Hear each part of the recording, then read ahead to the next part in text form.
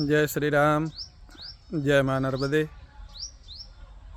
एक घटना विशेष को लेकर के अनेक भक्तों के प्रश्न आ रहे हैं कि भगवान सज्जन पुरुषों के साथ या अपने भक्तों के साथ ऐसी दुर्घटनाएं क्यों करते हैं। इसमें समझने की बात है, पहली बात तो कुछ बातें जन्म के साथ निश्चित हो जाती हैं अपने कर्म के अनुसार। व्यक्ति की आयु कितनी होगी और उसका अंतिम समय कहाँ, कब, कैसे होगा, ये निश्चित हो जाता है। व्यक्ति का विवाह कब होगा, किसके साथ होगा, किस एज में होगा, ये निश्चित हो जाता है। संतान कितनी होगी, कब होगी, ये निश्चित हो जाता है। व्यापार या सामाजिक प्रतिष्ठा कब और कितनी मिलेगी, ये निश्चित हो जाता है।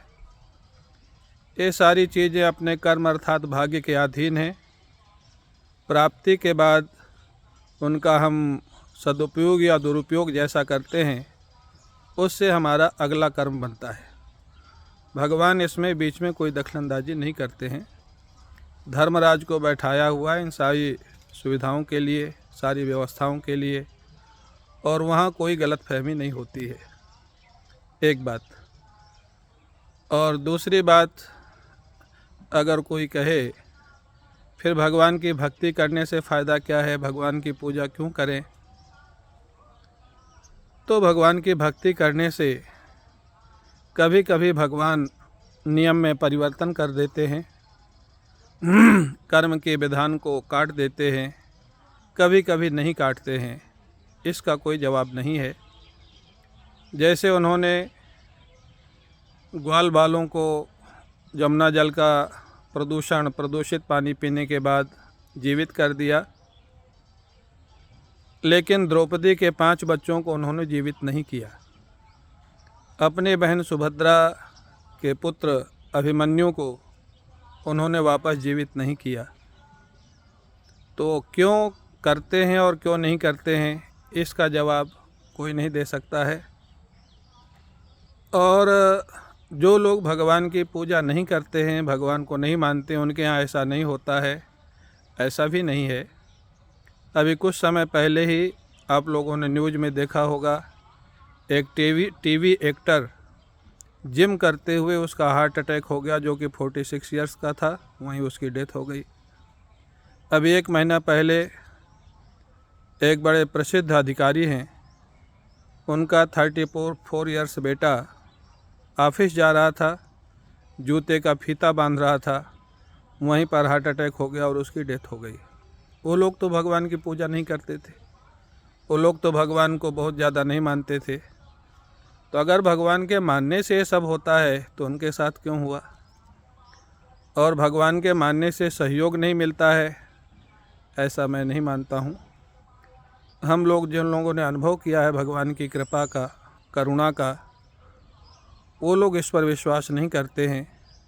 कभी कभी किसी घटना का जवाब 1 साल बाद, 2 साल बाद, 3 साल बाद मिलता है। एग्जाम्पल के लिए मेरे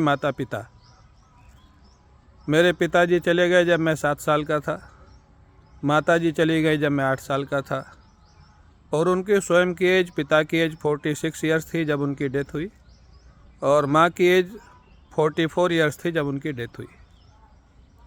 उस समय लोग बोलते थे ये बालक तो बहुत अभागा है, ये बालक क्या करेगा जीवन में। लेकिन मैंने उस समय एक तरह से प्रॉमिस किया था, भगवान से प्रे किया था, मैं ऐसा बन कर के दिखाऊंगा कि मेरे कारण मेरे माता पिता को लोग जानेंगे, पूछेंगे। और मेरे माता पिता का जीवन अत्यंत पवित्र था। आज मैं कह सकता हूँ उनका जीवन सतयुग का जैसा था। लेकिन मैं आज ये भी कह सकता हूँ, अगर मेरे माता पिता इस समय होते तो शायद मेरे को इस रास्ते पर आने की अनुमति नहीं देते, और इस रास्ते पर आने की अनुमति नहीं देते तो मेरे जो वास्तविक माता पिता हैं सीताराम जी, उनकी प्राप्ति, उनका दर्शन, उनका अनुभव मेरे को नहीं होता। तो ये सारी घटनाएं बताती हैं, एक सामान्य माता पिता अपने बच्चों का अहित नहीं कर सकता है, तो भगवान के ऊपर ये आरोप लगाना कि भगवान ने ऐसा क्यों किया, ये नितांत गलत है, ये बुद्धि की कमी है, ऐसा नहीं सोचना चाहिए। और जो लोगों को लगता है कि भगवान की पूजा पाठ किए बिना हम बहुत सुखी हैं, बहुत आनंद में हैं, वो आनंद में रहे, उनके लिए हमारा कोई दुराग्रह नहीं है कि पूजा पाठ करें। लेकिन जो पूजा पाठ करते हैं, भगवान को मानते हैं, वो हमेशा भरोसा रखें। भगवान के जैसा कृपालु, भगवान के जैसा दयालु, भगवान के जैसा समर्थ विश्व में कोई दूसरा नहीं है। अपने भक्तों के लिए उनको आंसू भी आते हैं, अपने भक्तों के लिए वो कुछ भी करते हैं, पक्षपात भी करते हैं। आप भगवान पर भरोसा रखें, भगवान के चरणों में रहें, आपको शांति मिलेगी, आनंद मिलेगा, वास्तविक शांति मिलेगी। जय श्री राम, जय मां नर्मदे।